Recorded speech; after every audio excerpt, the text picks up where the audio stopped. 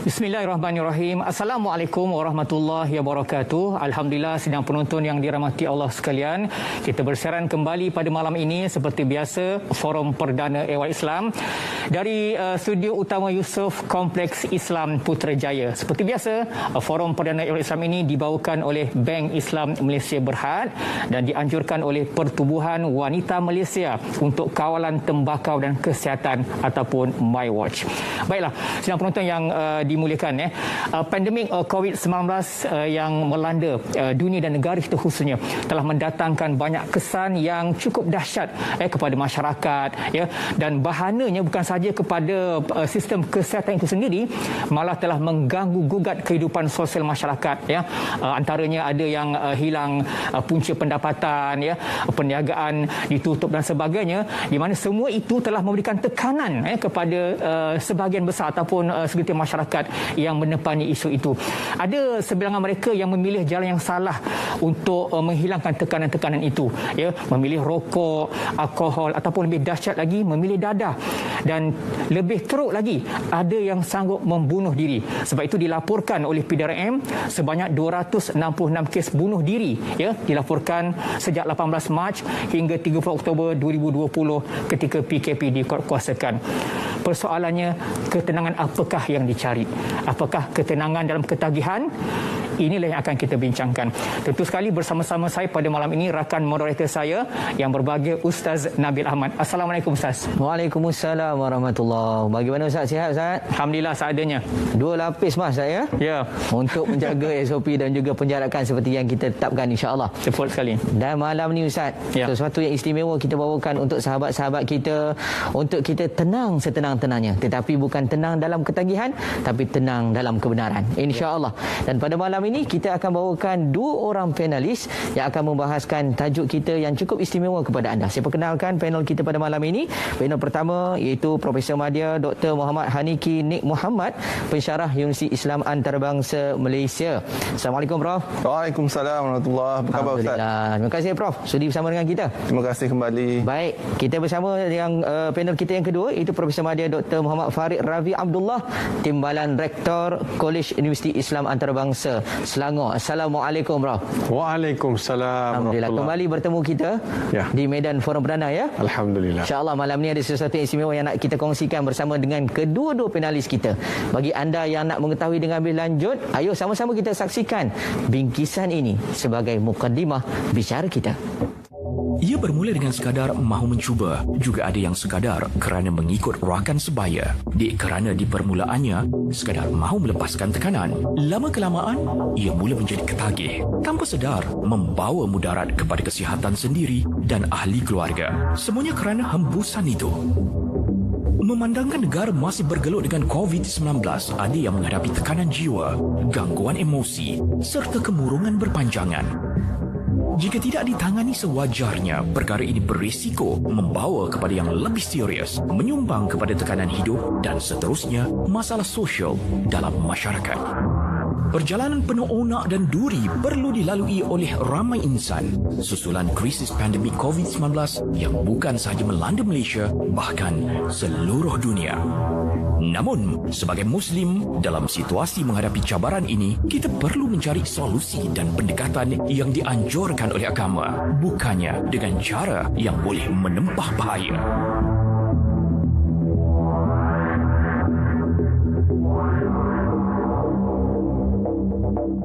Baik, betul tadi paparan bingkisan yang telah kita saksikan yang menunjukkan kepada kita bagaimanakah hala tuju perbincangan pada malam ini di bawah tajuk ketenangan dalam ketagihan. Kita nak carikan ketenangan yang hakiki, bukan ketenangan di jalan yang negatif. Baik, kita mulakan perbincangan pada malam ini. Kita melihat di luar sana ramai ataupun banyak kes-kes yang dilaporkan tentang COVID-19 ini, di mana saya ingin membuka perbincangan ini dengan merujuk kajian yang telah dibuat oleh Kementerian Kesihatan Malaysia dengan Institut Kesihatan Negara UIM dan juga UPM. Kajian ini dibuat terhadap 5,889 kes COVID seluruh negara dari 1 Februari hingga 31 Mei 2020. Daripada jumlah itu tuan-tuan, seramai 791 orang adalah perokok. Jadi persoalan yang saya nak mulakan pada malam ini kepada Prof. Dr. Muhammad Haniki, ya. Kenapa, Prof? Dalam banyak-banyak masalah penyakit kat negara kita ni, rokok itu antara penyumbang ataupun antara yang berisiko dijangkiti COVID-19, Prof. Terima kasih. Bismillahirrahmanirrahim. Assalamualaikum sekali lagi kepada semua penonton. Saya hormati Tuan Moderator, Ustaz Rizal, Ustaz Nabil dan juga rakan panel saya, Profesor Madya Dr. Haji Muhammad Farid. Soalan yang ditujukan tu memanglah kita perlu kupas dahulu supaya masyarakat, terutamanya penonton kita faham kenapa golongan perokok ni berisiko untuk mendapat jangkitan COVID-19. Memang banyak kajian yang telah diterbitkan terutamanya di luar negara, ya, menunjukkan bahawa perokok ni dia mempunyai risiko 2 hingga 4 kali ganda untuk mendapat jangkitan COVID-19. Jadi apabila dikaji, diketahui bahawa virus tu untuk masuk ke dalam sistem badan, dia masuk melalui sistem pernafasan. Jadi dia akan masuk melalui paru-paru. Dan paru-paru ni kita panggil lapisan pertahanan pertama lah, ya. Apabila lapisan pertahanan pertama ni rosak ataupun sistem pertahanan tu sendiri turun, ini disebabkan oleh bahan-bahan kimia yang ada dalam asap rokok yang diketahui berjumlah hampir 7,000, ya, 7,000 bahan kimia berbahaya, dan sekurang-kurangnya 70 daripadanya pula adalah penyebab kanser.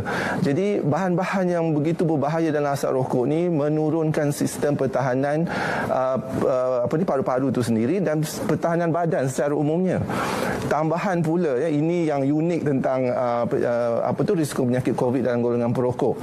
Diketahui bahawa untuk virus tu masuk melalui paru-paru ke dalam sistem aliran darah, dia ada tapak-tapak dia. Tapak-tapak ni kalau bahasa saintifik dia kita panggil reseptor lah, ya Ustaz. Kalau istilah biasanya macam pintu-pintu lah. Jadi dia melekat di pintu-pintu ni.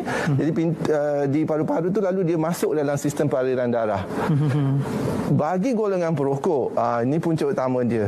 Bilangan pintu atau tapak-tapak untuk virus tu melekat adalah lebih banyak. Dia panggil ACE2 reseptor, ya.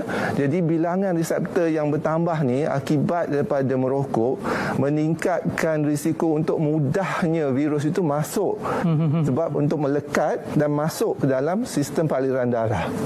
Jadi seorang yang dikatakan merokok tu mempunyai risiko untuk mendapat jangkitan COVID-19. Tambahan pula, ya Ustaz dan Profesor Madya dan penonton-penonton terutamanya, bagi siapa yang tahu siapa yang merokok atau dalam kalangan keluarga tu dan rakan sahabat yang merokok, perlu ambil cakna, sebab selain daripada meningkatnya risiko mendapat jangkitan, kalau terkena jangkitan COVID-19, na'udzubillah, dia akan mendapat komplikasi yang lebih teruk berbanding dengan bukan perokok. Okey, dan komplikasi ini berbagai lah, ya, termasuk memerlukan bantuan pernafasan atau ventilator, masuk ke ICU dan seterusnya, komplikasi yang lain, sehingga meningkatkan risiko kematian. Ya, kajian yang Ustaz sebut tadi tu mendapati bahawa perokok di Malaysia ni mempunyai komplikasi terhadap sistem pernafasan paru-paru, hati dan juga buah pinggang 2 kali ganda komplikasinya berbanding dengan bukan perokok. Ini benda yang serius. Kita patut memandang serius perkara ini, dan kita faham bahawa perokok ini selain mempunyai risiko mendapat jangkitan, kalau terkena jangkitan mendapat komplikasi yang teruk, dan ianya mungkin berkekalan, ya Ustaz. Berkekalan sepanjang kehidupan dia. Ya. Walaupun dia kembali pulih. Walaupun pulih pada COVID, tapi kerosakan tu mungkin berkekalan. Perlu bantuan sokongan seumur hidup. Jadi sebab tu tadi Prof cakap, ya, bahawa dia punya risiko lebih teruk daripada yang dah kena penyakit buah pinggang ke apa semua tu, yang merokok tu lebih dahsyat lagi. Lebih lagi. Okey, baik, terima kasih Prof. Saya nak pergi kepada PM Dr. Farid. Apabila dalam forum perdana ini dia tidak lebih dari daripada aspek hal Islam, konteks Islam sendiri. Dan kita bincang pada malam ini ketenangan dalam ketagihan, ya, Zoom tentang isu rokok ini. Baik, doktor, jika dalam Al-Quran jelas arak itu disebut haram, memang ada ayatnya, kan? Jadi kita nak sedarkan kembali masyarakat. Betul, benda ini sentiasa diulang-ulang di mana-mana platform. Di mana sebenarnya asal rokok itu, yang kata tak betul, yang kata rokok datangkan mudarat, kan? Di mana yang boleh kita jelaskan dan tegaskan kepada penonton kita, PM Doktor? Okey, terima kasih. Bismillahirrahmanirrahim. Assalamualaikum warahmatullahi wabarakatuh. Kepada para penonton yang saya kasih sekalian, moderator yang handsome lagi segak dengan warna merah. Seterusnya Profesor Madya Dr. Haniki daripada UIA Kuantan. Rakan Ustaz Nabil yang akan bagi lontaran-lontaran idea lagi bernas. Terima kasih kepada para penonton. Tajuk ni sangat dekat dengan kita sebenarnya, Dr. Ustaz Rizal. Ya. Sebab di mana-mana kita akan dapat lihat rokok itu wujud. Macam mana virus tu wujud lah. Kan, dia sentiasa ada. Di mana-mana kita akan lihat. Tadi Ustaz perhati tak Rizal jari tadi masa buka mask tu tengok bibir. Kalau merokok ni bibir dia colour lain sikit. Kan? Tu lepas Hilanglah dia punya segak tu hilang. Dia punya macho tu hilang. Kalau dia kata merokok tu macho, semakin hilang macho dia tu. So Allah Subhanahu wa taala telah berfirman dalam surah Al-Baqarah ayat 195, wala tulqu bi aidikum ila tahluka. Allah beritahu, wahai manusia, jangan campakkan diri kalian dalam kemusnahan. Wala tulqu bi aidikum bitahluka. Dia bukan takdir yang menentukan, tetapi ialah ikhtiar manusia sendiri untuk merokok. Dia tidak boleh salahkan takdir. Sebab Ustaz pernah tanya, brother, berhentilah merokok. Dia kata dah tertulis, Ustaz. Saya kata tertulis kat mana? Nak tahu juga tertulis tu kat mana tertulis. Dia macam nak kata dah ditakdirkan dia tu merokok. Saya boleh terima Ustaz Rizal kalau dia tu ditakdir merokok tu, kalau dia lahir dari perut mak dia, memang kat mulut dia ada puntung rokok. Tapi takdir yang dicari, suatu yang dicari, kemudian dia nak kata memang sudah ditakdirkan. Sebenarnya tidak. Manusia buat dengan ikhtiar sendiri. Sebab itu kata BID-kum, tangan. Tuan-tuan, ibu ayah dan para penonton, sahabat-sahabat perokok yang saya kasih sekalian, bila kata tangan ni dalam Al-Quran, itu adalah dia dilakukan mengikut kehendak sendiri. Maksudnya biikhtiarihi, biktisabihi. Maksud dia yang pergi cari. Dalam banyak keadaan dia pergi cari rokok tu. Jadinya kita kata inilah dalil. Dan kebanyakan ulama gunakan dalil ini sebagai titik permulaan untuk pengharaman rokok. Dan ada ayat lain, Allah Subhanahu wa taala suruh manusia makan, wa yuhalliluhumut thayyibat wa yuharrimu alaihimul khaba'ith. Allah Subhanahu wa taala menghalalkan bagi kamu benda yang baik-baik dan mengharamkan ke atas kamu perkara yang buruk-buruk, perkara yang tak elok. Tak elok ni khaba'ith. Ustaz Rizal, kita nak masuk tandas, kita baca doa apa? Allahumma inni a'udzubika minal khubuthi wal khaba'ith. Khaba'ith ni benda yang buruk, benda yang tak elok. Tak mungkin juga dia membawa maksud benda yang membawa mudarat yang lebih besar. Yalah, kalau 3-4 hari tak pergi toilet, what happen? Mudarat tak? Mudarat lah. Jadi bila pergi toilet, kita bersihkan, dibuang apa yang tak elok daripada badan ni secara natural, so kita jadi sihat. Jadi kita minta dengan Allah Subhanahu wa taala supaya buang benda yang buruk daripada diri kita. Dan Imam Ahmad, riwayat daripada Imam Ahmad, la darara wala dirar. Kita orang Islam ni jangan bawa kemudaratan dan jangan mengundang kemudaratan. You don't expose yourself to the bad things. Kepada cakap putih. Jarang boleh cakap putih ni dalam forum perdana. Sekali-sekala dapat cakap. Menarik kan? Jadi jangan dedahkan diri kita kepada kemudaratan. Itu maksud. So dalil-dalil cukup. Fatwa Kebangsaan 1995 juga kata haram rokok. Ijma' ulama satu dunia kata rokok itu haram. Kenapa ada fatwa kata makruh? Nanti kita akan sambung. Ada yang nakal, Ustaz Farid, Dr. Farid. Ada yang nakal ni. Kalau macam tu, orang yang makan gula, MSG itu semua benda yang tak baik. Kenapa tak diharamkan? Itulah dia apa pun dalam Islam ni kena bersederhana. Dia gula ni semua benda halal asalnya. Baik. Ya, tembakau pokok tu dia hidup elok je. Tapi bila digulung-gulung, dihisap, itu asalnya kemudian orang dah add pula benda-benda lain. Kan Dr. Prof kan dia add dengan bahan kimia.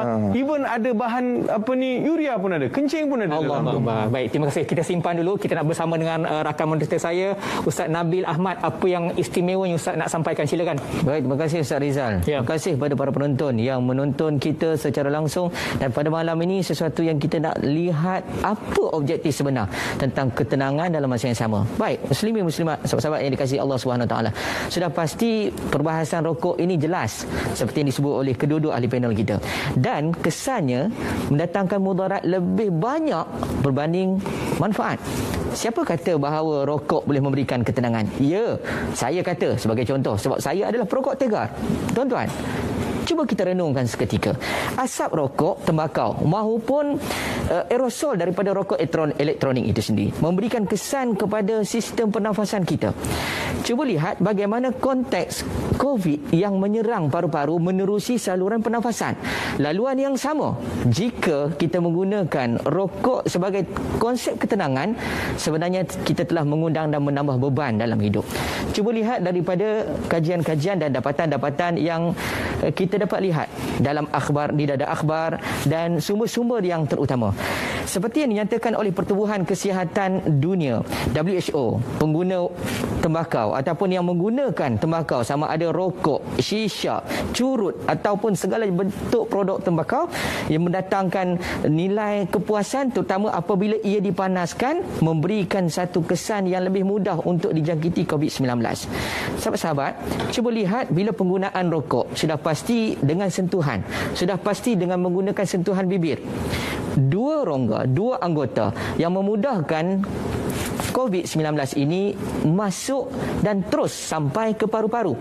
Hal ini perlu dilihat secara lebih tuntas bahawa dalam situasi kita katakan, kita menyatakan bahawa rokok memberikan kepuasan kepada kita untuk menghisapnya, tetapi memberikan kesan yang cukup mendalam kepada kita. Saudara, cuba lihat dalam konteks kita hari ini yang banyak berkata-kata dengan suasana yang menekan kita, adakah kita nak menambah beban dengan kita membeli rokok yang tidak mendatangkan manfaat? Sebaliknya, gunakan pendapatan yang sedia ada untuk membeli barang keperluan lebih utama di saat ini. Tuan-tuan, cuba lihat apabila asap rokok, bahkan daripada sumber yang saya nyatakan tadi, boleh mendatangkan penyakit seperti jangkitan kuman dalam paru-paru, antara pneumonia, bronkitis, emfisemia dan juga penyakit kanser paru-paru, semuanya boleh mendatangkan kemudaratan yang besar sehingga boleh mengakibatkan kepada kematian. Ayo sama-sama kita fikirkan ketenangan apakah yang kita nak cari dengan ketagihan yang mungkin boleh merugikan kita. Baik, kita berhenti rehat seketika. Jangan ke mana-mana. Kembali lagi selepas ini.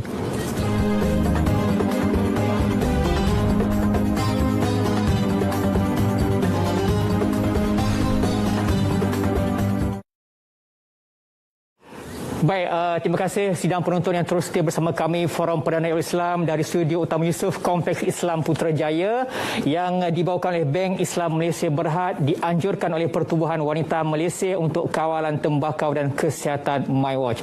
Ustaz Nabil punya penerangan tadi kan, ramai yang panas telinga kat luar tu. Oh, jangan marah saya. Rokok. Tapi ini tanggungjawab kita. Betul. Tanggungjawab panel-panel untuk menyampaikan juga kepada penonton di luar sana, ya, betapa bahayanya rokok ini, ya. Acap kali telah diberi peringatan, ya, macam-macam lah, ya, tentang sampai kotak rokok tu pun dibuat gambar-gambar tentang bahayanya rokok. Saya nak pergi kepada PM Dr. Muhammad Haniki. Sekarang ni mungkin trend merokok dah ubah kepada vape, kan? Ada netizen kita berpandangan bahawa inilah satu kaedah yang dia nak dapatkan ketenangan. Dengan isap rokok tu dia ada idea-idea baru. dengan isap vape dan sebagainya itu, dia rasa betapa dunia dia telah lega. Jadi benarkah adanya kajian begitu bahawa rokok ini mengundang ketenangan dalam hati mereka?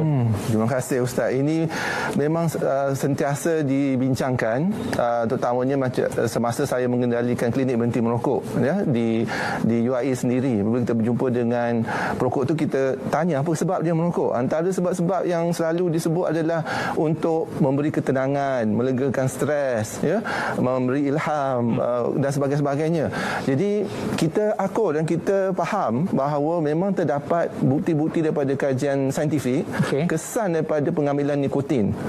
Nikotin yang terdapat dalam daun tembakau ni memang sifat semula jadinya adalah satu bahan, kita panggil bahan psikoaktif. Jadi dia boleh merangsang penghasilan bahan-bahan kimia yang lain, terutamanya di tapak tindakan dia di otak. Sebab tu kan bahan yang menyebabkan ketagihan ni, dia ada sekurang-kurangnya 2 ciri utama. Ciri pertama ialah perlu disampaikan kepada tempat tindakan dia dengan cepat. Ya, kalau nikotin daripada rokok tu memang kajian dapati dalam 10 saat dah sampai ke otak. Cepat. Sebab tu sedut terus sedap. Itu stimulan ya. Dia punya tu. Cepat. Bukan hisap sekarang setengah jam lepas tu baru sedap. Dia hisap nak terus sedap kan, nak suruh lega, nak suruh hilang stres semua tu. Memang tindakan bahan tu begitu. Sebab tu rokok tu diproses, dibuat supaya dia boleh menghantar nikotin ke otak dengan cepat. Satu.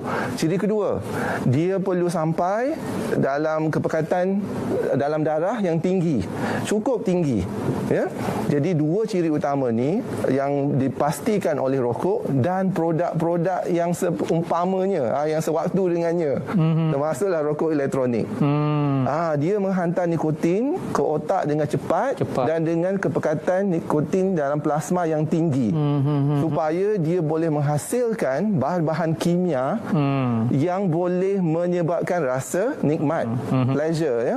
Dan ni bahan utama dia, kita tahulah dopamin atau dopamina ya dalam bahasa Melayunya ya Ustaz. Dan apabila seseorang tu mendapat kesan daripada dopamina, dia akan merasa nikmat. Okey, begitu juga bahan-bahan lain seperti noradrenalina, serotina, betul ke tidak tu saya sebut serotonin dalam bahasa saintifiknya ya, GABA dan sebagainya. Tapi nama semua cantik-cantik. Nama cantik, kesan pun cantik. Doktor, kesan dia pun cantik. Cantik Tina apa semua Tina. Itu bahasa kimianya je. Baik, bro. Ya. Cumanya kesan-kesan tu yang dirasai oleh seorang perokok tu semuanya baik. Ya. Masalahnya dia tidak kekal lama. Maksud baik tu macam mana Prof? Yang saya kata tadi, merasa nikmat. Okey. Kemudian merasa tenang. Kemudian rasa dia boleh hilangkan stres. Okey. Semua kesan yang dilaporkan oleh perokok tu adalah benar. Jadi kita tak perlulah berhabiskan masa dan juga aliur kita untuk bertelagah dengan perokok. Jangan kata tu tak betul, tak ada rasa nikmat merokok. Memang nikmat merokok. Siapa yang pernah merokok dia tahu kenikmatan merokok. Ya. Ustaz Nabi dah senyum dah tu macam pengalaman. Jadi ini satu kebenaran. Cumanya saya perlu tekankan kesan tu sementara. Sementara saja. Okey, terima kasih. Nikmat tetapi sementara. Saya tertarik dengan 10 saat tadi. Nikotin tu 10 saat terus ke otak. Baik, Prof Dr. Farid. Dalam Islam, kita nak bincang tentang ketenangan dalam ketagihan. Kita tak nak, tapi ketenangan yang hakiki. Tapi orang kita nakkan ketenangan yang cepat, 10 saat tadi. Islam belum tentu lagi. Adakah dengan zikir tu cepat-cepat dapat ketenangan? Ini yang kita nak bagi penegasan sebenarnya. Ketenangan yang macam mana yang sepatutnya kita cari? PM, Doktor. Ya, saya terima kasih Prof. Saya rasa banyak benda saya belajar hari ini. Bila kata pelbagai penyakit berpunca daripada rokok ni, kansernya, kemudian hilang ketenangan, penyakit kan, orang jadi depressed, kemudian kidney failure. Lepas tu bila Prof sebut tu, saya boleh relatekan, bila bahan kimia masuk dalam darah, dia akan jadikan darah kita more thick, dia akan darah kita lebih pekat. So itu akan boleh menyebabkan heart attack, kolesterol. Jadi saya rasa kata-kata orang merokok kat Malaysia 99% ada history hypertension hypertension. Maybe. Sebab bila dia punya darah jadi pekat, so dia akan menghasilkan pressure pada darah dia. Saya pula cakap peningkatan tekanan darah berlaku. Betul lah tu, saya punya bacaan tu Prof sekejap aja ajar. Saya pun ambil farmasi lepas ni. Baik. Para penonton yang saya kasih sekalian, Islam begini. Kita letak macam ni. Kesihatan adalah sesuatu yang percuma Tuhan bagi. It's a free. Allah give you sebagai satu nikmat yang percuma. Tapi bila kita tak jaga, kita rosakkan dengan rokok, for example, kita rosakkan dengan merokok, kita nak jaga balik kesihatan itu by cost. Betul tak? Ya. Bila berlaku kerosakan, maka kita kena ada some cost, kita kena ada belanja, kita kena ulang alik hospital, kita kena dapatkan rawatan dan pelbagai keadaan yang mencengkam kehidupan kita. Jadi kenapa kita harus mencampakkan diri tadi tu, sambungan daripada ayat tadi, kemudian hilangnya rasa syukur. Jadi ketenangan di mana saya nak cari? Doktor, saya berani cakap pada hari ini, berani. Kerana benar. Mustahil tak boleh berhenti merokok. Mustahil. You give thousand of excuse. Saya susah lah. Tak ada. Boleh. Kenapa bulan puasa daripada pukul 6 sampai pukul 7.30 kita boleh tak merokok? Mindset. You nak ke tak nak merokok? So bila kata lupakan semua tu, you mesti strong. Sebab kita belajar merokok, so kita kena ajar diri kita berhenti merokok. Betul tak? Masa saya yang ajar diri saya merokok, jadi saya ajar baliklah berhenti merokok. So what is the problem? Kan saya tak perlukan pelbagai sesi dan juga pelbagai panduan. Jadi saya sendiri boleh fikir. Saya kan dah cukup besar, boleh fikir secara matang. Mana yang baik, mana yang buruk. Manusia ni kewarasan dia adalah untuk memilih mana baik, mana buruk. So kita boleh pilih RM20 satu kotak rokok. Saya boleh beli makanan untuk saya dan keluarga saya. Itu baru satu hari. Kalau kali dengan 1 bulan, kali pula 12 bulan, so banyak mana benefit yang saya boleh bawa kepada family saya, kepada anak saya, kepada keluarga saya. Expenses. Saya rasa Ustaz Rizal banyak kali panggil Dr. Rizal. Ni doktor tak Amin ni? Amin je. Tapi dengan syarat kena buat PhD dengan saya lah. Quiz. Nak beritahu, dalam banyak keadaan ni, bila manusia yang tidak hilang dia punya punca untuk mencari jalan balik. Kita ada Allah Subhanahu Wa Taala, kita banyak berdoa, ada masa baca Quran, ada masa kita buat aktiviti-aktiviti yang lain. Kita cuba divertkan kita punya fokus tu kepada aktiviti yang lain. So bagi saya, ibu ayah dan saudara-saudara yang saya kasih, saya sayang abang-abang yang merokok tu. Saya sayang, sebab itu saya nasihat. Saya sayang supaya kesihatan itu adalah anugerah Tuhan, dan mencari ketenangan itu bukan itu caranya.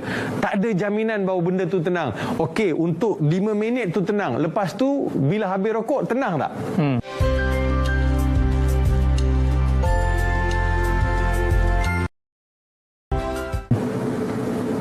Rupanya situasi tidak tenang disebabkan merokok lagi banyak daripada situasi tenang sebab merokok. Sekarang musim kita berada dalam suasana COVID dan sebagainya. Ada kekangan-kekangan nak beli rokok, tak ada duit nak beli rokok. Stres tak? Stres.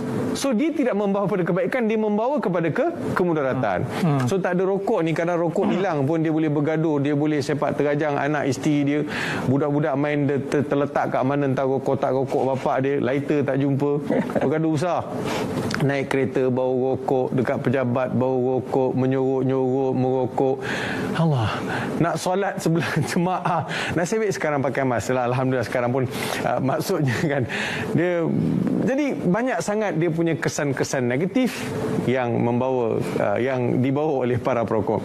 Tolong bang, jom sama-sama kita berkempen, kita berazam berhenti merokok. Baik, dengan itu ya abang-abang semua kat luar sana, pesanan daripada panel berhenti merokok, sebab pilihannya di tangan kita. Kita yang memilih untuk menikmati nikmat yang hanya seketika, ya. Sedangkan Allah dah ajar kita untuk kekal nikmat yang berpanjangan. Ustaz Nabil, apa lagi seterusnya kita nak kongsikan? Sila. Baik. untuk kita bawakan, dan bukan untuk kami nak memanaskan suasana anda di luar sana. Tapi ini adalah isu sebenar. Ustaz Rizal, Prof Dr. Farid Ravi dan Prof Dr. Haniki, semuanya ialah kita nak memberikan tanda teguran, tanda nasihat, tanda kasih sayang kami kepada anda. Jika anda sayang kepada ahli keluarga, tolong sayangi diri anda. Baik, saya bawakan satu muhasabah kita. Kes kematian disebabkan COVID-19 dalam golongan perokok adalah lebih tinggi berbanding dengan bukan perokok, iaitu 17.6% berbanding 12.1%. Dan hal ini boleh disimpulkan bahawa perokok boleh membawa kepada kematian yang cepat. Ayuh, sama-sama kita mengambil pengajaran dan menasihatkan ahli keluarga kita yang lain. Jimat duit, berikan kesihatan, jaminan untuk ahli keluarga. Tuan-tuan, cuba lihat, mereka menyatakan bahawa dengan rokok ini boleh membuatkan ketenangan. Itu kata mereka. Sedarkah anda bahawa kali ini bila didatangkan dengan pandemik COVID-19, apa penyelesaian terbaik yang perlu sama-sama kita pugar? Ya, kita kena bekerjasama untuk memastikan setiap arahan, setiap perintah, setiap keputusan daripada pihak berwajib untuk sama-sama kita aplikasikan dalam kehidupan. Sahabat-sahabat yang dirahmati Allah sekalian, saya bawakan di sini.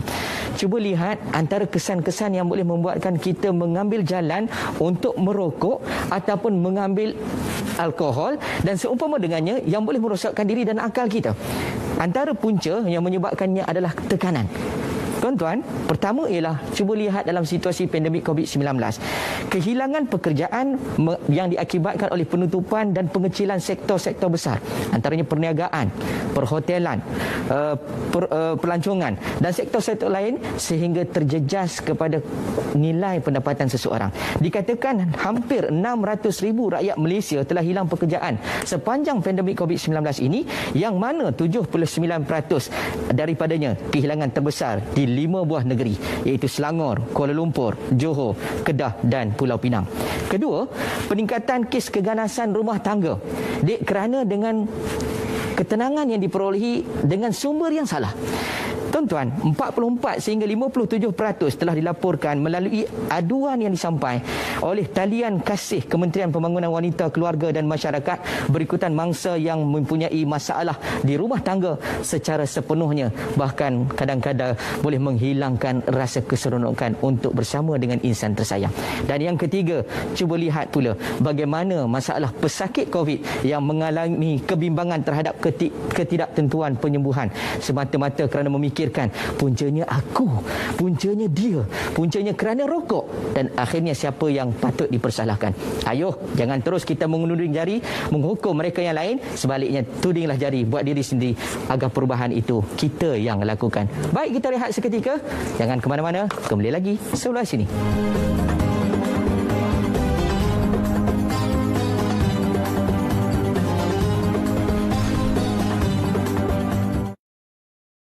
Itu adalah penting untuk meningkatkan kejayaan berhenti merokok.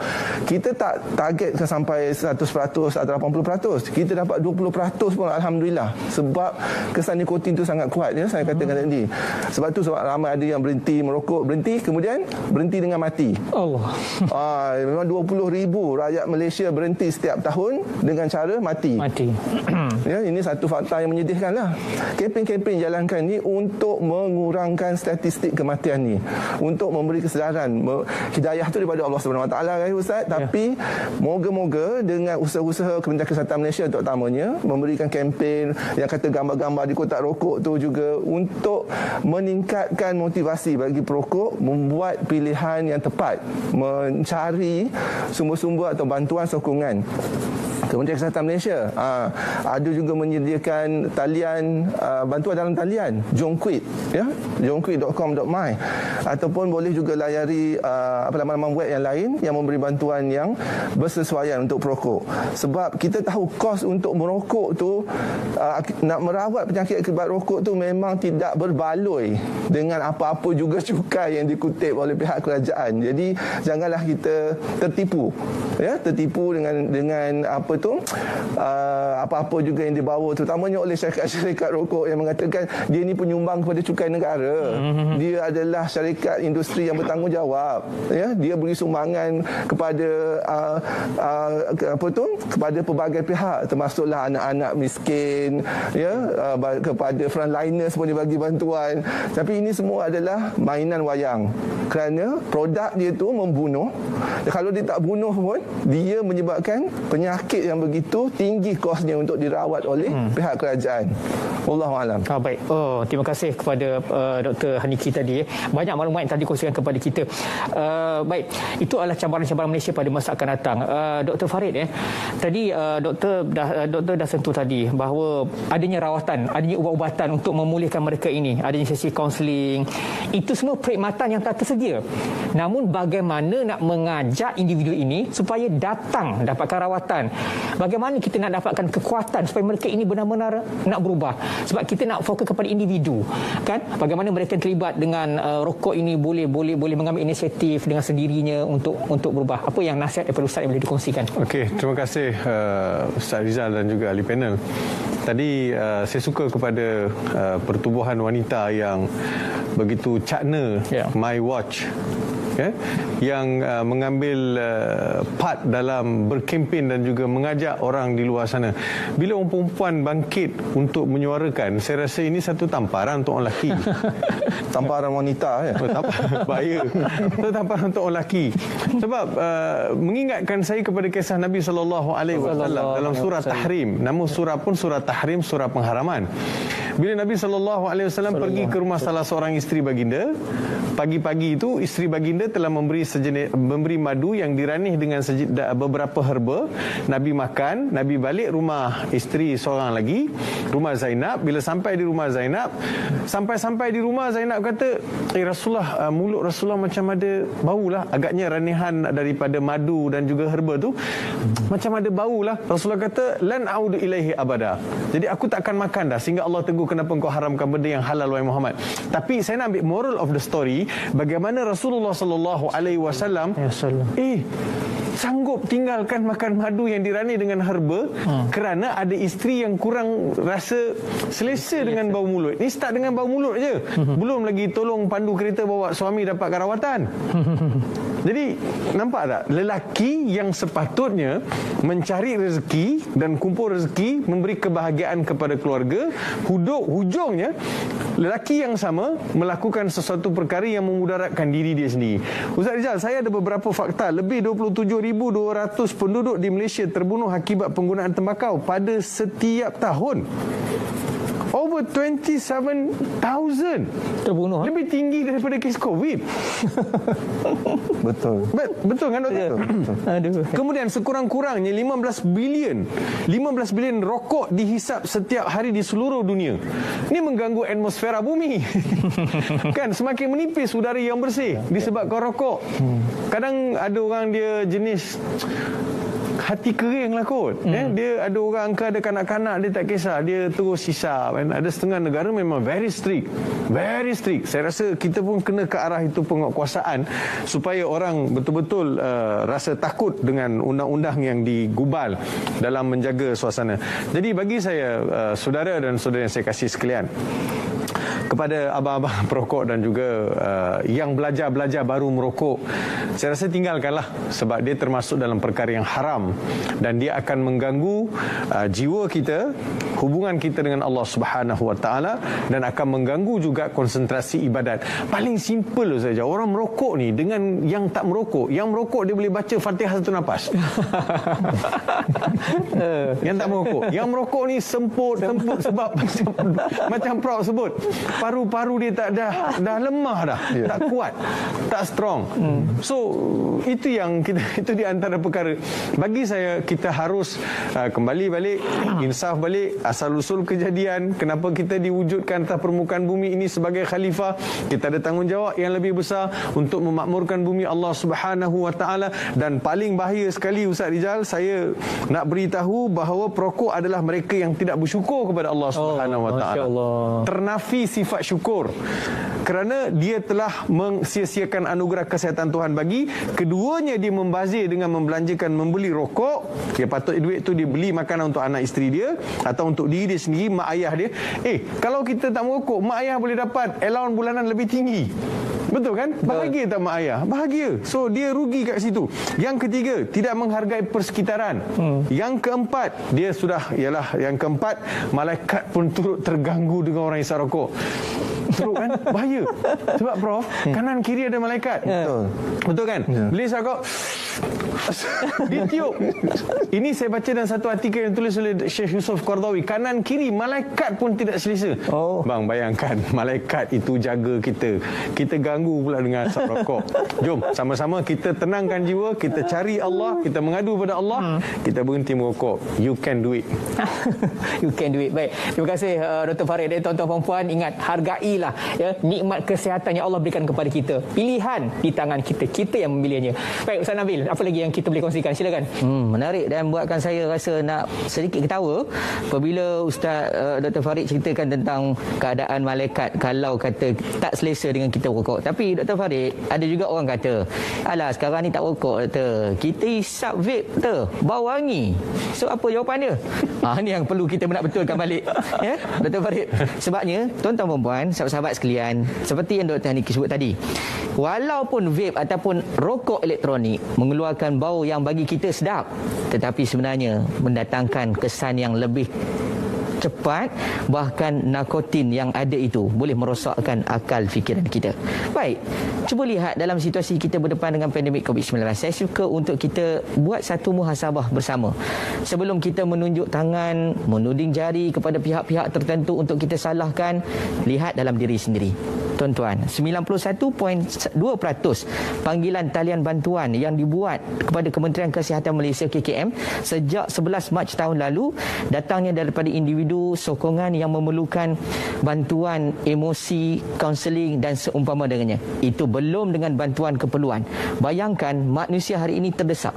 Jangan kita tambah desakan, jangan kita tambah bebanan kerana dengan penuhnya asap rokok di dalam rumah.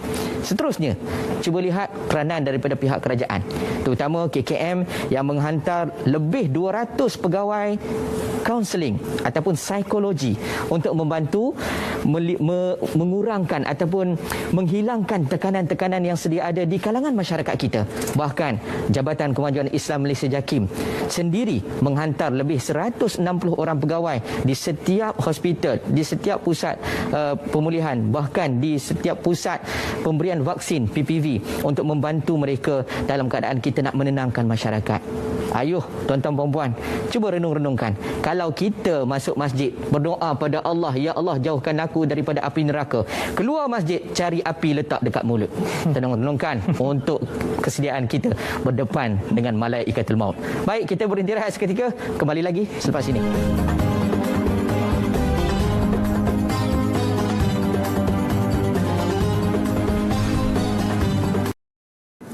Baik, sidang penonton yang dirahmati Allah sekalian, kita terus bersiaran Forum Perdana Ehwal Islam yang dibawakan oleh Bank Islam Malaysia Berhad, dianjurkan oleh Pertubuhan Wanita Malaysia untuk kawalan tembakau dan kesihatan MyWatch. Banyak antara kita bincangkan tuan-tuan dan puan, bagaimanakah segala nasihat telah diberikan, teguran untuk talian tak bukan sebagai tanda sayang semua orang terhadap mereka-mereka yang terlibat sebagai perokok. Mudah-mudahan apa yang ingin disampaikan oleh panel sejak daripada awal tadi sedikit sebanyak dapat menyuntik diri tuan-tuan untuk berubah. Baik, kita dah sampai ke penghujung perbincangan kita. Yang berbahagia Prof. Dr. Muhammad Haniki, untuk akhirnya ada sesuatu nasihat yang mungkin doktor ingin kongsikan kepada penonton di luar sana, khususnya mereka yang terlibat sebagai perokok ni. Silakan doktor. Ya, baik, terima kasih Ustaz.